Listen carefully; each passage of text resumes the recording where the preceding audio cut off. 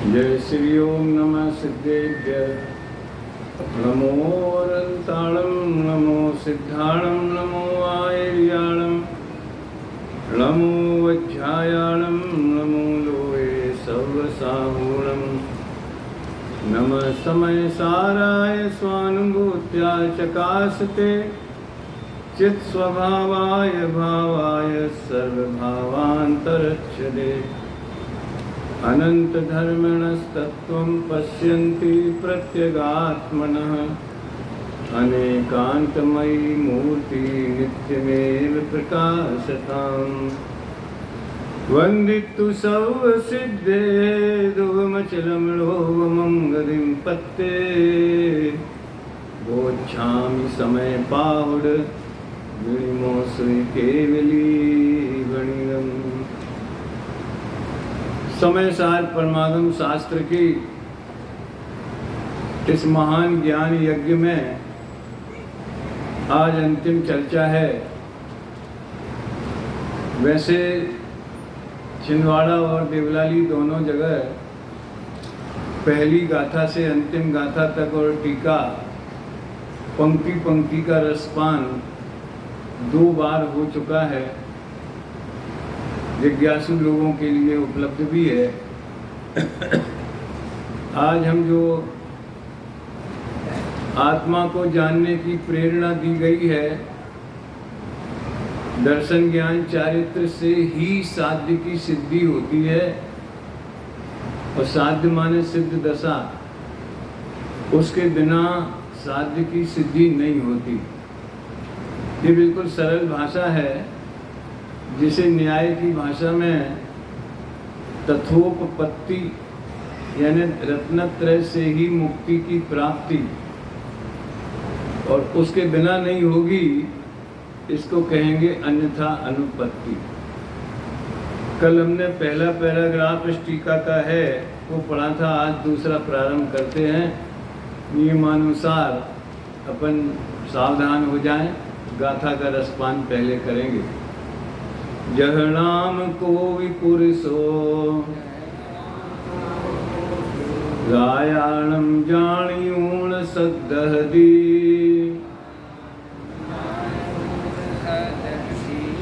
तो तम अणुचरदि पुणो अत्थत्थियोपयत्तेन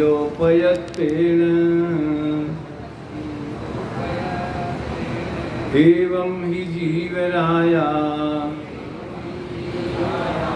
नादवो तय सद्दहेदवो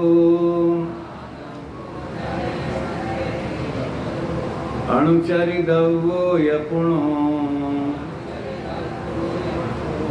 सोचे वधुमुख कामेण।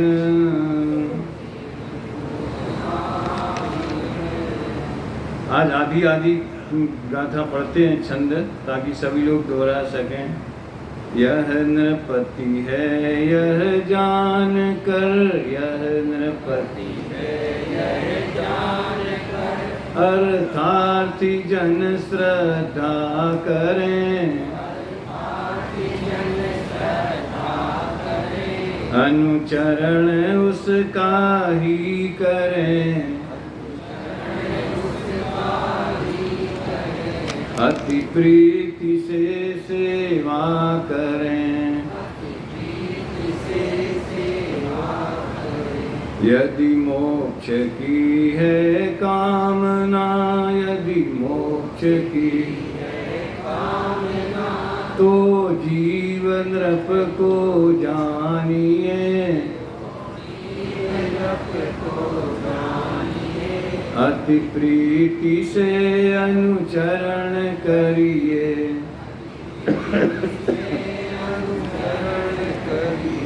प्रीति से पहचानिए।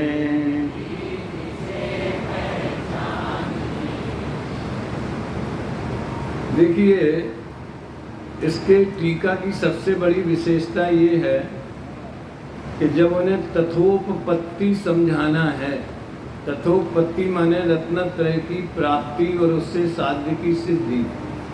साध्य की सिद्धि तो बात कह दी, लेकिन मूल बात तो रत्नत्रय की प्राप्ति की है। अभी तो तो वो किस तरीके से बताई है, ये बात ध्यान देने की है।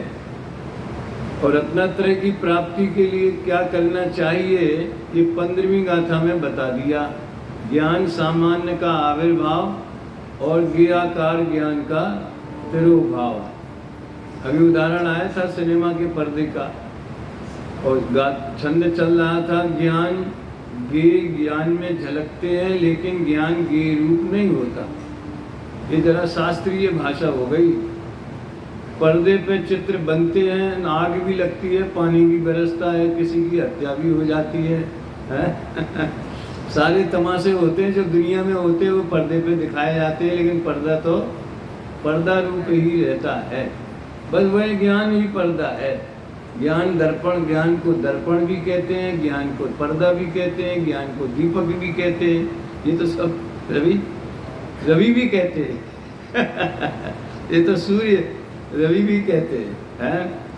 तो लेकिन उसे प्राप्त करने की आत्मा को क्या विधि है, चाहे ज्ञान सामान्य का आविर्भाव वाली भाषा बोलो, चाहे 17वीं 18वीं की टीका वाली भाषा बोलो, अनेक प्रकार के भेदभावों में ये आत्मा छुपा हुआ है, मान लो, है। और लेकिन एक किरण उसकी निकल रही है, वो है जानन क्रिया। यहाँ उसको ही अनुभूति कहा है, अनुभूति स्वरूप, अनुभूति प्रकट होना भेद विज्ञान पूर्वक, जिसमें अतीन्द्रिय आनंद साथ में आता है, संबल निर्जरा तत्व प्रकट होता है, वो अनुभूति जुदी है। उस अनुभूति के लिए ये अनुभूति स्वरूप भगवान आत्मा, तो जो अनुभूति है वही मैं हूँ, अनुभूति है वही मैं हूँ, ऐसा बोलो। ज्ञान है वही मैं हूँ, ऐसा बोलो, है। आत्मा ज्ञानम स्वयं ज्ञानम। तो अनुभूति लक्षण से आत्मा को पहचाना। सारी दुनिया में लक्षण से किसी विशेष पदार्थ को, जिसका कि वो लक्षण है, उसे लक्ष्य कहते हैं। या आत्मा को लक्ष्य बनाना वो जुदी बात है। कोई अपना डेस्टिनेशन नक्की कर लेना कि हमारा लक्ष्य है, हमें देश का विकास करना है, ये करना है, वो जुदी बात है, उद्देश्य जुदी बात है। यहाँ तो अग्नि का लक्षण उष्णता, मिश्री का लक्षण मिठास, आत्मा का लक्षण, आत्मा माने मेरा लक्षण ज्ञान। ज्ञान लक्षण से आत्मा को पहचाना तो क्या हुआ, वो 2.5 पंक्ति रह गई थी। ऐसा श्रद्धान उदित होता है, इस आत्मा को जैसा जाना वैसा ही है, इस प्रकार की प्रतीति जिसका लक्षण है। देखो, आत्मा का लक्षण है ज्ञान, तो प्रतीति किसका लक्षण है? ज्ञान लक्षण से आत्मा को जान लिया तो जो प्रतीति हो गई माने सम्यक दर्शन हो गई। प्रतीति माने श्रद्धान है। कल बताया था, टोडरमल जी ने प्रतीति से समझाया है। ऐसा श्रद्धान उदित होता है, और जब ये आत्मा समस्त अन्य भावों का भेद होने से निसंक स्थिर होने में समर्थ। आज मुझे पहले इसकी चर्चा करनी 5-7 मिनट। देखो, एक बात सारे जैन शासन में कही गई है कि सम्यक्त के बिना व्रत आदि नहीं होते, सम्यक दर्शन के बिना ज्ञान और चारित्र नहीं होते। मोक्ष महल की प्रथम सीढ़ी या बिन ज्ञान चरित्रा सम्यकता न लहे। ज्ञान चारित्र परिणमते तो हैं, लेकिन उनमें सम्यक पने की मोहर छाप नहीं लगती। मोक्ष मार्ग के अंग नहीं बनते हो हैं। सो कारोत भव्य पवित्रा। और इसी को अमृतचंद्र देव ने, इन्हीं अमृतचंद्र ने, अमृतचंद्र के दर्शन आपको अलग अलग होते हैं। आत्मख्याति के अमृतचंद्र अलग हैं, पुरुषार्थ सिद्धू पाय के अलग हैं, लघु तत्व स्फोट के तो और ही गजब के हैं। तो तत्रादौ सम्यक्तम समुपाश्रणीयम अखिल यत्नेन। इसलिए आदौ माने सबसे पहले पूरी ताकत लगा के, संपूर्ण उद्यम करके, पूरे प्रयत्न से सम्यक्त का को प्रकट करना चाहिए। क्यों? पहला नंबर सम्यक दर्शन को क्यों देते हैं? उस पर इतना भार क्यों देते? इसलिए देते हैं कि तस्मिन् सत्येव यतो भवति ज्ञानम चरित्रम च। छेडाला में नेगेटिव लैंग्वेज है, उसमें पॉजिटिव। उसमें कहा या बिन ज्ञान चरित्रा सम्यकता न लहे। उसमें लिखा है तस्मिन् सति एव, ऐसा होने सम्यक्त के होने पर ही ज्ञान और चारित्र होते हैं। पूज्य गुरुदेव श्री का उदय इस भारत के आध्यात्मिक क्षितिज पर हुआ मानो सम्यक दर्शन का उदय हुआ, मानो 9 तत्व में छुपी हुई आत्म ज्योति उदित हुई, पूरा मोक्ष मार्ग और जैन शासन का उदय हुआ। सम्यक्त पे बहुत जोर दिया क्योंकि जो श्रोता हैं अपन लोग और अपने से भी पहली पीढ़ी के बड़े बड़े विद्वान उस समय जो थे, बहुत बड़े बड़े काम किए, पंडित फूलचंद जी जैसे वगैरह, जहाँ से वो आए थे और जहाँ वो आ गए, दोनों जगह का श्रोता वर्ग एक ही रुचि का था, जो मात्र कुछ क्रियाओं में ही चारित्र मान करके और उसे धर्म मान के संतुष्ट था। इसलिए उनका पूरा भार 45 वर्षों का समझो, निर्णय करो, तत्व निर्णय करो, वस्तु स्वरूप को जानो। मैंने तो जब पहली बार गुरुदेव से समागम हुआ सन 68 में, तो उससे प्रेरित होकर एक गीत बनाया था, वस्तु स्वरूप को जानो। अनुभव तूने सुना होगा। तो मिट जाए निज स्वरूप को जानो, तो मिट जाए संसार, वस्तु स्वरूप का निर्णय करना सब शास्त्रों का सार। वहीं से आया। तो सारी समाज में एक भ्रम कहें या एक वातावरण ऐसा बन गया कि ये सम्यक्त को इतना भाव दे रहे हैं और चारित्र को छोड़ दे रहे हैं। वो तो क्रिया कांड में धर्म नहीं है, माने हम चारित्र की निंदा कर रहे हैं, हम चारित्र को व्यर्थ बता रहे। चारित्र फारित्र में कुछ नहीं रखा, सम्यक दर्शन ही सब कुछ है। पता नहीं कैसे ऐसा मैसेज चला गया। ये तो भैया धवला जी में एक बात लिखी है कि केवली के वचन भी जीवों की योग्यता अगर विपरीत हो, संशय विपर्य अनध्यवसाय के कारण है। धवला जी में अब उपादान से कार्य होता है ना, हमने मित के मारीची का क्या हुआ है? ऐसा वातावरण बन गया। आज मैं इस समझ लो वही ज्ञानोदय की, अभिनंदनोदय की छांव में है, त्रिकालवर्ती 24 तीर्थंकरों की साक्षी पूर्वक मैं पूरी समाज को, यह रिकॉर्ड भी हो रहा है, ये विचार करने के लिए अनुरोध करता हूँ कि ऐसा क्यों है। ये वस्तु स्वरूप है, किसी के पक्षपात। अच्छा मंदिर बनाना था, ये मंदिर बना तो एकदम से पिलर लाके खड़े कर दिए कि नींव पहले खोदी होगी। सिंपल बात है? घर बनाते हैं, मंदिर बनाते हैं तो पहले क्या बनाते हैं? वो जयपुर में एक वो भजन लिखा था दयानंद राय जी का, दिक दिक जीवन समकित बिना, दान शील व्रत तप श्रुत पूजा, आत्म हेत न एक गिना। कैसा लगा होगा लिखने वाले को?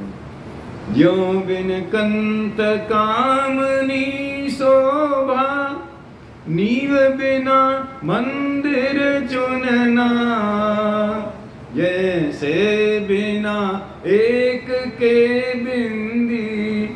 और भी आगे हैं, इन्हें आदि जादू ने अपना 5-7 बोल हैं, उसमें 3-4 छंद हैं। सिंपल बात है कि नींव खोदे बिना और नींव को मजबूत किए बिना मंदिर नहीं बनता। वृक्ष के बीज के बिना वृक्ष नहीं होता। इसी तरह सम्यक दर्शन के बिना चारित्र नहीं होता। अब क्यों नहीं होता, उसे इसमें एक मनोवैज्ञानिक ढंग से समझाया। सम्यक दर्शन के लिए दादा आत्मा में अपनापन शब्द का बहुत प्रयोग कर, टोटम जी ने 4थे अध्याय में किया है। अपनापन यानी श्रद्धान और लीनता माने चारित्र। श्रद्धा और चारित्र शास्त्रीय शब्द हैं, ये तो हमारे हैं, हम इनके हैं। ये अपनापन हो गया, मैं स्त्री हूँ, मैं पुरुष हूँ, ये अपनापन हो गया। एक ऐसा नियम है कि जहां अपनापन होता है वहीं स्थिरता होती।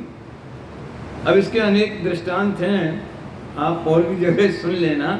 सिंपल बात एक शॉर्टकट में कहना चाहता हूँ, मुझे अगला पैराग्राफ भी लेना है कि सेठ जी की बड़ी कोठी थी और सारे रिश्तेदार किसी मेला देखने या कहीं घर वाले लोग गए थे और सेठ जी को थोड़ा हार्ट की बीमारी थी, कुछ भी था। उनका भैया मैं तो यहीं आराम करूँगा। उनने अपने सर्वेंट से कहा कि आज तू मेरे ही कमरे में तेरा बिस्तर डाल देता, यहीं सो जा। समझ में आया ना? सर्वेंट क्वार्टर में रहता था, तो क्या फर्क पड़ेगा, यहीं सो, जब जरूरत पड़ेगी कोई बात होगी तो बुला लूँगा। बोले साहब आप बुला लेना, फ़ोन कर देना, लेकिन यहाँ मुझे नींद नहीं आएगी। क्यों? अपनापन जहाँ है वहीं जो आराम की नींद आती है? अपनी बर्थ अगर जो अलॉट हो गई रात भर के लिए, वहाँ आप निश्चिंत होकर सो सकते हैं। और टीटी ने बोला थोड़ी देर बाद बताएंगे, यहीं बैठी रहो। तो पता नहीं कोई आ जाए तो कहे जे हमारी है, तो शंका बनी रहती। यानी हम तो खुद का उदाहरण है, जगह जगह जाते हैं 10 लक्षण वगैरह में तो भोजन करने जाते हैं, प्राय हर वो व्यक्ति कहता है पंडित जी यहीं आराम कर लो। मैं तो भैया जहाँ अटैची धरी है वहीं नींद आती है। वो 107 नंबर का कमरा 18 दिन के लिए अपना हो गया तो नींद आने लगी। है? एक सज्जन बोले, बड़े चतुर थे, बोले अटैची यहीं बुलवाए देते। तो अपने पन के बिना स्थिरता नहीं होती। अब इसको दर्शन और श्रद्धान और चारित्र की भाषा में कन्वर्ट कर लो। श्रद्धान के बिना चारित्र नहीं होता। अब वो चारित्र कषाय के अभाव रूप निश्चय चारित्र की बात है, और जब वो होगा तो बाय में गुण स्थान प्रमाण व्रतादि हुए बिना नहीं रहेगा। इसलिए इसमें ये बिल्कुल मत समझना कि सम्यक्त चारित्र की अपेक्षा सम्यक्त की कीमत कम है, ऐसा बिल्कुल मत समझना। चारित्र में ज़्यादा पुरुषार्थ है, सम्यक्त में केवल अनंतानुबंधी टूटती है, बस। समझ में आया ना? यद्यपि वो अनंत संसार का कारण बनती है, लेकिन एक चौकड़ी टूटती है।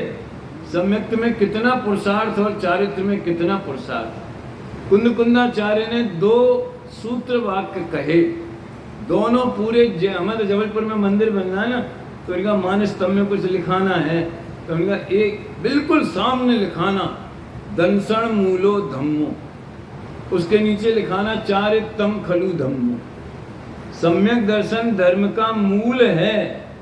मूल खाया जाता है, मूल माने जड़, मूल माने बीज, बीज खाया जाता है, जड़ कोई खाता है? खाने के काम में क्या आता है? अरे उसमें से जो वृक्ष होता है, उसका जो फल होता है वो खाया जाता है। सम्यक दर्शन जड़ है, चारित्र वृक्ष है, और उसमें लगने वाला अतीन्द्रिय आनंद जो प्रकट होता है वो उसका स्वाद है, वो उसका फल है। बिल्कुल पूरे हमारे पूज्य गुरुदेव श्री के प्रेरणा से जो अध्यात्म जगत सृष्टि को उसका निर्माण हुआ है, किसी के दिमाग में स्वप्न में भी कभी ये बात नहीं है कि चारित्र फारित्र से कुछ नहीं होता, बाह्य क्रिया से कुछ नहीं होता, ये तो कहा है। लेकिन चारित्र की कीमत सबसे ज्यादा है। और सुनो एक प्रश्न और, ज्ञान के बिना चारित्र नहीं होता। मैं कहता हूं चारित्र के बिना ज्ञान भी नहीं होता। ये कैसी बात हो गई? सुनो, सम्यक ज्ञान के बिना सम्यक चारित्र प्रकट नहीं होता। ये तो चौथे पांचवें छठवें की बात हुई। और चारित्र के बिना ज्ञान नहीं होता माने क्या? छायक चारित्र के बिना केवल ज्ञान नहीं होता। सेटिंग बैठ गई है? पहले छायक चारित्र होगा 12वें गुण स्थान में, फिर 13वें में अनंत चतुष्टय के धनी तुम ही हो सिरताज, मुक्ति वधु के कंत तुम 3 भवन के राज। अभी जो आज कहना है, आज तो क्लास नहीं है ना, बाद में तो दूसरा कुछ होगा, परीक्षा है अभी होना है, चल रही अभी तो चल रही ना, लेकिन यहाँ तो कुछ नहीं है ना। चलो जय जय, क्योंकि बड़ा मार्मिक प्रकरण है। अब इसमें लिखा है दूसरा पैराग्राफ, तीसरे पैराग्राफ में अन्यथा अनुपपत्ति को समझाया है। अन्यथा अनुपपत्ति माने अगर रत्नत्रय नहीं होगा, सम्यक दर्शन ज्ञान चारित्र नहीं होगा तो मुक्ति भी नहीं होगी। इसका नाम क्या है? अन्यथा अनुपपत्ति। ठीक है। उसको किस तरीके से समझाया है? वो कहते हैं कि भैया जैसे कल मैंने भी वाली बात कही थी कि जिसने सम्यक दर्शन प्रकट किया, क्या बोलते, अनुभूति लक्षण से आत्मा को पहचान लिया, उसने तो कमाल कर दिया। क्या कमाल कर दिया? कि 9 तत्व के भेदों में, गुण स्थान मार्गण स्थान के भेदों में छुपी हुई चैतन्य ज्योति, तो चैतन्य की एक किरण जानन क्रिया उसको पकड़ लिया और गायक तक पहुंच गया। ऐसा अपूर्व कार्य नरभव पाकर अपूर्व कार्य करूंगा, ये काम उसने कर लिया। तो दौलत राम जी कहते धनी धन्य है जे जीव नरभव पाए ये कारज किया। अभेद में भेद में अभेद को देख लिया, भेद का निषेध नहीं किया लेकिन भेद का लक्ष्य भी नहीं किया, ऐसा काम किया। अब दूसरे लोग हैं, समझ लो अपन कौन सी भूमिका में आते हैं, ये तथोपत्ति तो अभी हुई नहीं, अब तो अन्यथा अनुपत्ति की बात है, वो देखें।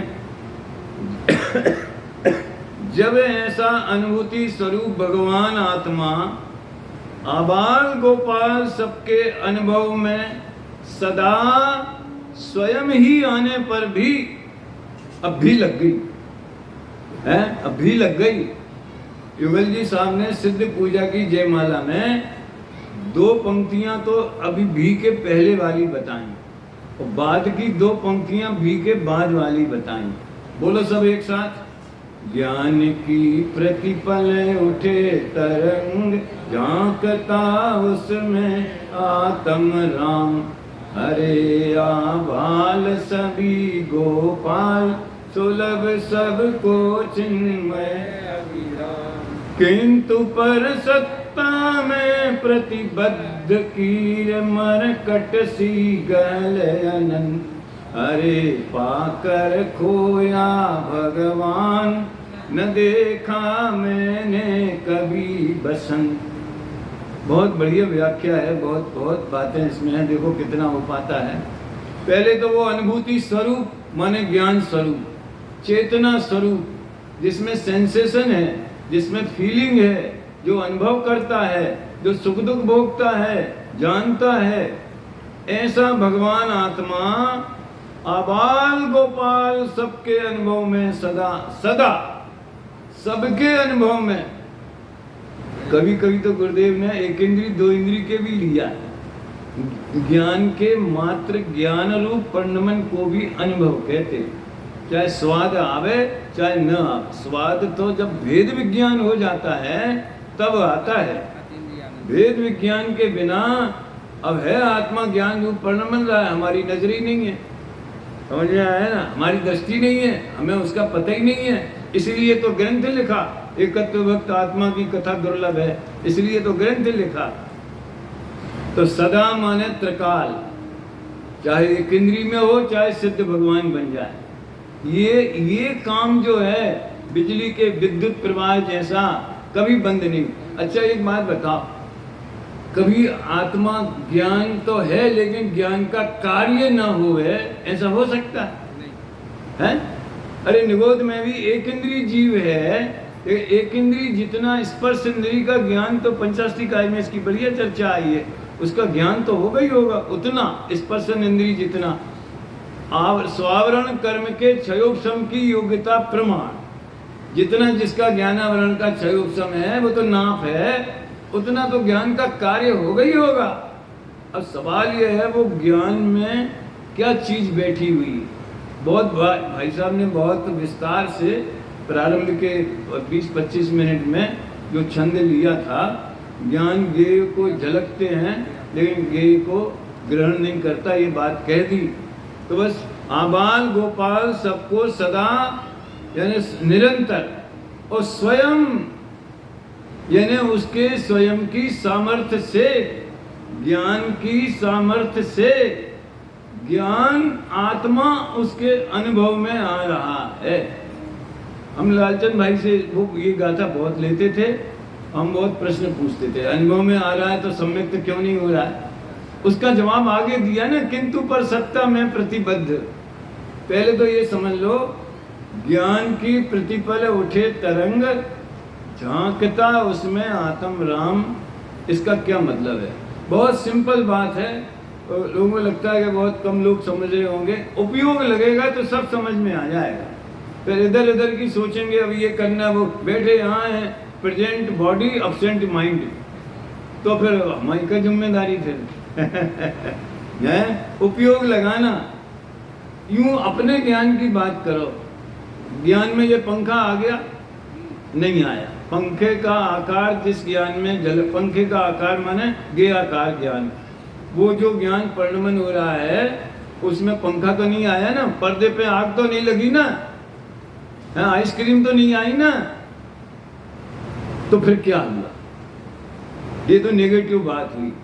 हमने इस पंखे को जाना और ये पंखा हमारे ज्ञान में नहीं आया, ये तो एक पक्ष हुआ। आया क्या है? क्या उसमें?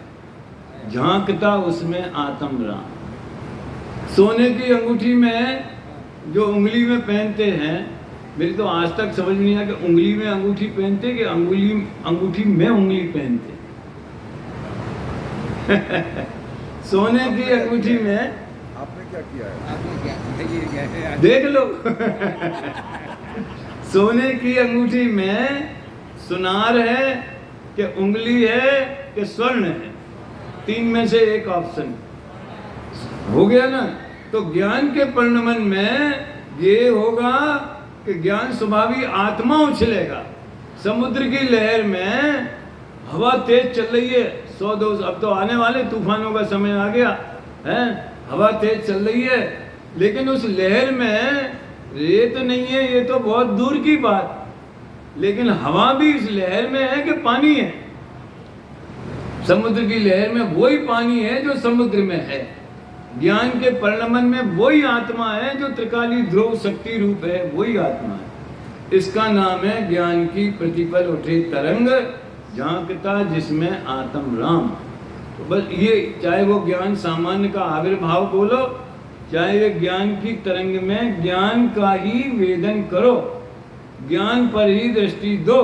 जो चित्र बन रहे हैं उस पर मत देखो। जो लोग प्रतिष्ठाचार्य लोग मूर्तियां वगैरह देखने जाते हैं, फिर जब परीक्षा करते हैं, पहले वो पत्थर का निर्णय करते हैं, कौन सा पत्थर लेना, मकराना वाला लेना कि इटालियन लेना कि कौन सा लेना। और जब दूसरी जगह ये पत्थर इटालियन मालूम पड़ता है, अभी मुद्रा नहीं देखेंगे, मुद्रा तो पहले देख ली, दर्शन कर लिए, पूजन कर ली, जो भी किया वो कोर्स पूरा हो गया। अब बात ये सभी इतनी मूर्तियाँ, इतनी 72 मूर्तियाँ और इतनी सारी और भी इधर उधर सब हैं, उनमें ऐसा पत्थर उनको मिला कहाँ से? आ तो प्रतिष्ठाचार्य को पत्थर दिखता है, जिसको जिसकी रुचि है उसको वही दिखता है भैया। हैं दादा एक घटना सुनाते, जब टोडरमल स्मारक बना, कितना बड़ा स्मारक है मालूम? 65 बाई 105 फुट का वो टोडरमल स्मारक का हाल है, हैं? और उसकी उतनी बड़ी छत, अब तो उसमें मंदिर बन गया। तो शुरू में जब हमारा विद्यालय नहीं खुला था तो समाज को बड़ी जिज्ञासा होती, स्मारक बनाया, तो लोग देखने आते थे, तो दादा जाते थे, स्मारक घुमाते थे, दिखाते थे, आपस में बोले इतनी बड़ी छत, इसमें तो 50 बोरा मिर्ची एक साथ सूख सकती है। उसको क्या देखा? ये लुब्ध प्राणियों को ज्ञान में ज्ञान नहीं दिखता, उसको ज्ञान में गे दिखता है। और कोई बोले छत हॉल खाली पड़ा है, इसका क्या किया जाए? 50 सिलाई मशीनें रख दो, और जो गरीब अनाथ विधवा माताएं बहनें हैं उनको बिठा लो, उनकी आ जाओ, इससे बढ़िया क्या उपयोग हो। कभी मुझे एक अनुचित सा विचार, काश दादा अगर टोडरमल स्मारक में न आते तो क्या स्वरूप होता? इसका जवाब तो केवली भगवान भी नहीं देते। सिलाई मशीन चलती है? नहीं चलती, यही होना था। आते कैसे नहीं? 1000 शास्त्री तो बनने ही थे, समझ में आया ना? फिर वो अपना नया क्या बन रहा है विद्यालय भवन, वो भी बनना ही था। ये केवली भगवान सकल प्रत्यक्ष ज्ञानी होते हैं, आलतू फालतू प्रश्नों का जवाब नहीं देते जे। चलो, ज्ञान की प्रतिपल उठे तरंग, झांकता उसमें आत्म राम।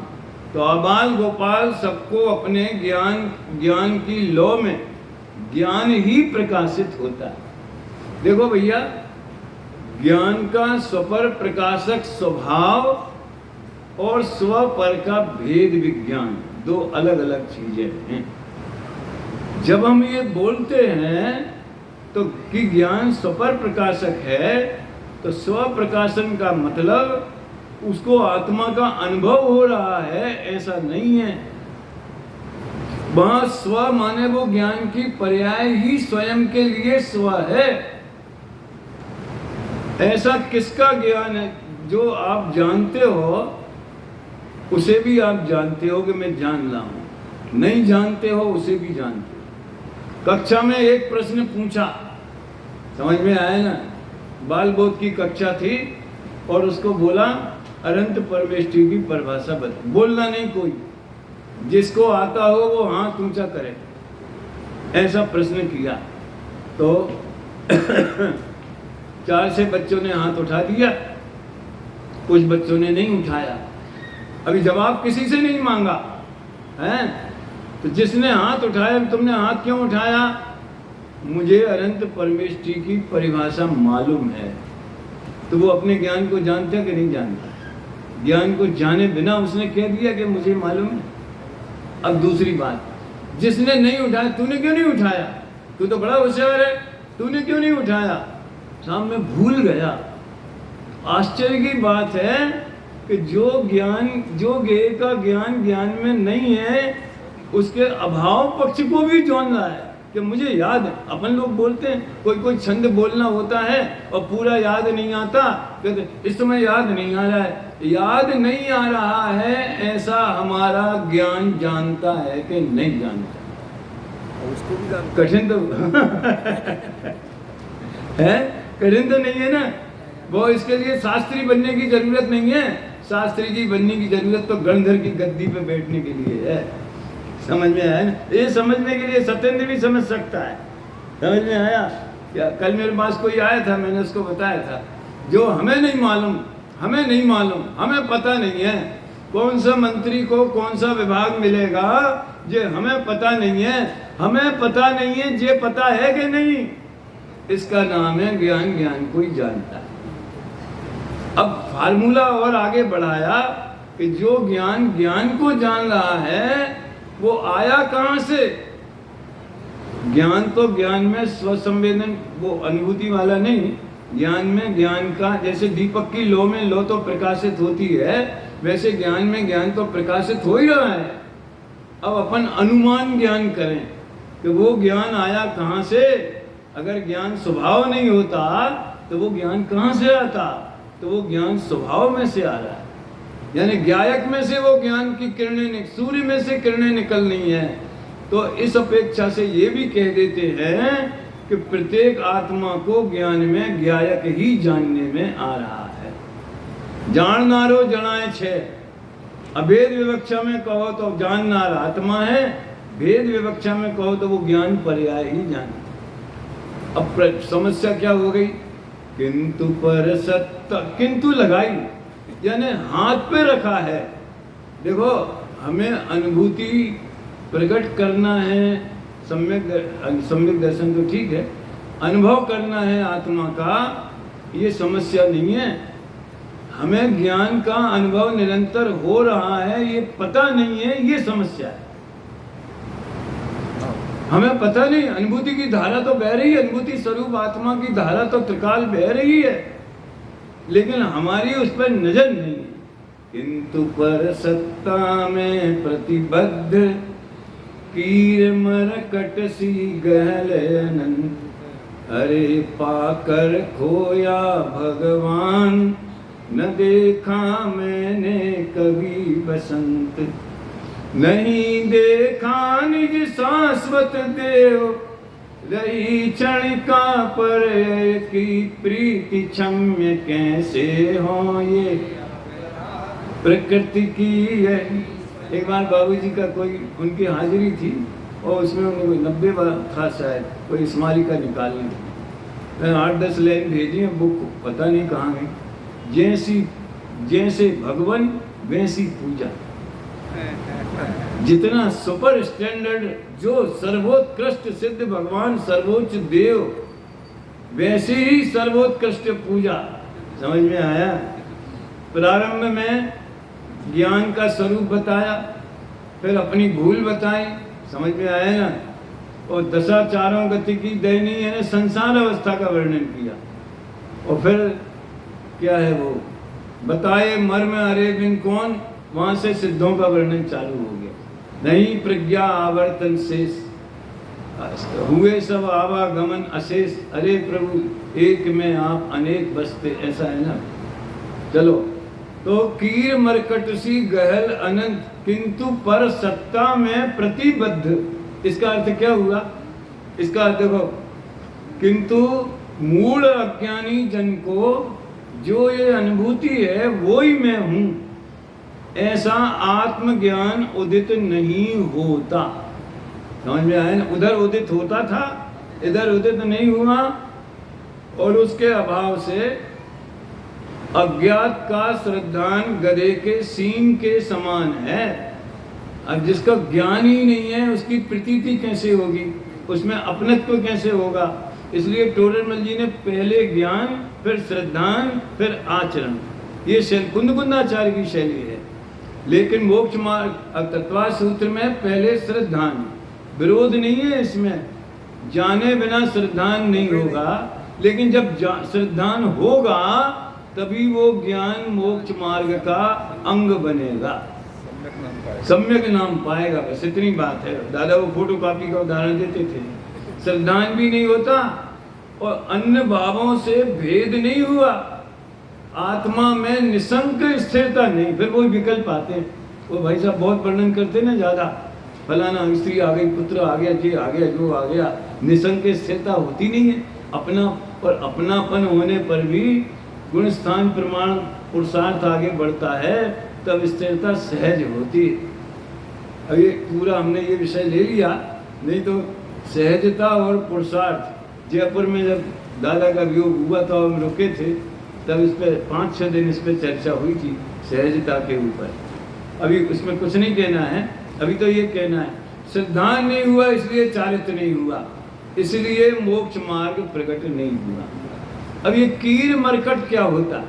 बहुत से लोग तो जानते होंगे, वे पक्का कर ले, नहीं जानते हो वे समझ ले रहे। कीर माने तोता। तोता जैसे अज्ञानी बना रहता है तो बंधन में पड़ता है। कैसे? तोते पकड़ने वाले क्या करते हैं, जहाँ तोते उड़ते रहते हैं उस एरिया में एक बांस गाड़ा, उस पर एक रस्सी बांधी और उसका दूसरा सिरा वो धागा लपेटने की वो होती ना, गिल की गिट्टी क्या बोलते हैं, बोली रहती है, तो नल की, उसमें अंदर से वो रस्सी निकाल करके 10-20 उन्होंने वो नल की गिल की राख दी है। अब वो पोली है, तोते को तो पता नहीं, तो वो आएगा तो बैठेगा तो क्या हुआ, उलट जाएगा और डर के मारे पकड़ लेता है। अब उसका मनोविज्ञान ऐसा है, मैं आपसे पूछता हूँ, वो उड़ना जानता है कि नहीं जानता? तो फिर काय को नहीं उड़ता है? मैं जानता हूँ ये नहीं जानता, मैं उड़ सकता हूँ ये नहीं जानता। दौलत राम जी का ये गीत हमने अपनी दौलत विलास वाली कैसेट में रखा है। अपनी सुध आप भूल आप दुख उपायो, ज्यों सुख नव चाल बिसर नल नील कृतायो। वो मैं आकाश में उड़ना, पक्षियों को तो नेचुरल होता है ना, भाव प्रत्यय जो उड़ने की क्षमता है, भाव प्रत्यय ही है वो तो उड़ना जानते हुए भी बंधन में पड़ गया। क्यों पड़ गया? क्योंकि मैं उड़ सकता हूँ ये भरोसा उसको नहीं है। ऐसे ज्ञायक होते हुए भी, ज्ञान स्वभावी होने पर भी ये आत्मा अनादि से बंधन में क्यों पड़ा है? क्योंकि अनुभूति की धारा बहते हुए भी मैं ये अनुभूति हूं ऐसा नहीं जानता। कैसा जानता है? मैं सुखी दुखी मैं रंकरा, तेरे अनुग्रह गोदन प्रभा, ये जानता है। अनुभूति है वो, अनुभूति में ये सुखी तो ज्ञात हो रहे हैं, ये नहीं जानता। इतनी सी बात है। कोई देखो, ये जो ज़्यादा शास्त्र अभ्यास करने की प्रेरणा दी जाती है, ये तो उपयोग विकथाओं में न फंसे, पाप की विकल्पों में ज़्यादा न फंसे, इसलिए स्वाध्याय की, सत्संग की, शिविर अटेंड करने की इसलिए प्रेरणा दी जाती है। काम तो इतना ही सा है सिर्फ कि ज्ञान को ज्ञान रूप में जानना, न उसमें ज्ञेयाकार देखना, न उसमें राग द्वेष देखना, न उसमें मोह कर्म के उदय वाले भाव देखना, न उसमें ज्ञेयाकार भावों को। ज्ञेयाकार है, ज्ञेय तो नहीं है ना, ज्ञान ही है। अब वो मरकट का क्या हुआ? कीर मरकट सी गहल अनंत, वो मरकट का क्या हुआ? बंदर। दो उदाहरण दिए उन्होंने, तोते वाला हो गया क्लियर, और बंदर के सबको पता है। हमने बचपन में जो कहानियों की किताब होती कोर्स में, उसमें पढ़ा था। बंदर पकड़ने वाले लालच के कारण एक छोटे मुंह की हांडी रखेंगे, उसमें चना वना भर देंगे, और वो बंदर इतना लोभी, एक हाथ से निकाल के नहीं, दोनों हाथ भर के। अब वो मुट्ठी बड़ी हो गई और मुंह छोटा है, उसे भ्रम हो जाता है कि हांडी ने मुझे पकड़ लिया। बस इतनी ही अज्ञान है। और हम संस्कृत नहीं जानते, हम प्राकृत नहीं जानते, हम व्याकरण नहीं जानते, नए नहीं जानते, ये सब विशेष ज्ञान है। तो नहीं जानता इसलिए अज्ञानी है, ऐसा नहीं है। जानने वाले को नहीं जानता, इसका नाम अज्ञान है। आत्मज्ञान ही ज्ञान है, से सभी अज्ञान। तो देखो, इसलिए श्रद्धान भी उदित नहीं होता। समस्त अन्य भावों के भेद से आत्मा में निसंक स्थिर होने की असमर्थता के कारण, आत्मा का आचरण उदित न होने से आत्मा को साध नहीं सकता, उसकी साधना प्रारंभ नहीं होती। तो ये तथोपत्ति के प्रकरण में ऐसा वातावरण बना दिया कि आत्मा को जानना बहुत कठिन है, तो भी अनुभूति लक्षण से जान लिया। और अन्यथा अनुपत्ति वाले प्रकरण में ऐसा वातावरण बताया कि आत्मा हाथ पे नहीं, स्वयं ही है, तो भी नहीं जाना। एक बड़ी मार्मिक टीका है, पूरा समय सार ही एक अद्भुत निधि है। और समय सार के ऊपर आज के युग में जितनी सामग्री उपलब्ध है, आत्मख्याति टीका है, जयसेनाचार्य की टीका है, अनुभव प्रभाचंद्र आचार्य की भी टीका है, बालचंद्र मुनि की भी टीका है, जो राकेश जी वहाँ हले कन्नड़ वगैरह से काम कर रहे हैं ना, तो वो भी है। और देखो, रस लगना चाहिए। मैंने भोजन वाला उदाहरण दिया था, उसमें तो ये बात थी कि भोजन 3 मुख्य कारणों से किया जाता है। वो तो पूरा हो गया, उसकी बात नहीं करना है। उसका उद्देश्य इतना है कि भूख ही भोजन में रस पैदा करती, बाकी तो रोग का कारण बन जाता है। समझ में आया ना? तो हमें स्वाध्याय में वेद विज्ञान की, आत्महित की भूख लगनी चाहिए, लगन लगनी चाहिए, ये बात। अब मैं थोड़ी स्वाध्याय की बात कहता हूँ। भोजन हम कितनी देर करते हैं? 24 घंटे में कोई नाश्ता करते हैं 15-20 मिनट लगते हो, भोजन करते हैं तो 20-25 मिनट, आधा घंटा किसी को है, और दोनों टाइम मिला लो घंटे सवा घंटे ही 24 घंटे का। समझ में आया ना? लेकिन वो 24 घंटे की घंटे सवा घंटे की खुराक 24 घंटे की ऊर्जा दे देती है। तो जो तो स्वाद लोलपी हैं और जिनमें किंचित भी संयम नहीं है, समझ में आया ना, वो जब जो मिला जो खा लिया, किसी ने कहा चख लो, कहाँ चलेगा, अच्छा मिल, ऐसे लोगों की बात नहीं है। पशुवत जब घास मिली तब खा ली, ऐसा नहीं है। ये 1 घंटे की खुराक 24 घंटे की ताकत देती। हमारा स्वाध्याय ऐसा होना चाहिए कि आधा पौन घंटे हम करें तो उसकी खुराक हमें 24 घंटे ताकत दे रहे। और आजकल तो ऐसे ऐसे छोटे छोटे बोल वाले, जैसे पंडित साहब के भी है ना, वो चिंतन वाले, छोटे छोटे बोल वाले गुरुदेव के वचनामृत हैं, बैंसरी के वचनामृत हैं, स्वानुभूति दर्शन है, एक एक क्वेश्चन आंसर है। आप रस तो लगाइए स्वाध्याय का, करके तो देखो एक बार, समझ में आए, दुनिया बदल जाएगी। अब जो हैं वो शायद स्वाध्याय प्रेमी होंगे, कई लोग ऐसे हैं जो नहीं हैं, वो खुद भी करें और हमारी बात पहुंचा दें। मैं ललितपुर के मंडल को, समाज को, सबको बहुत अभिनंदन देना चाहता हूँ।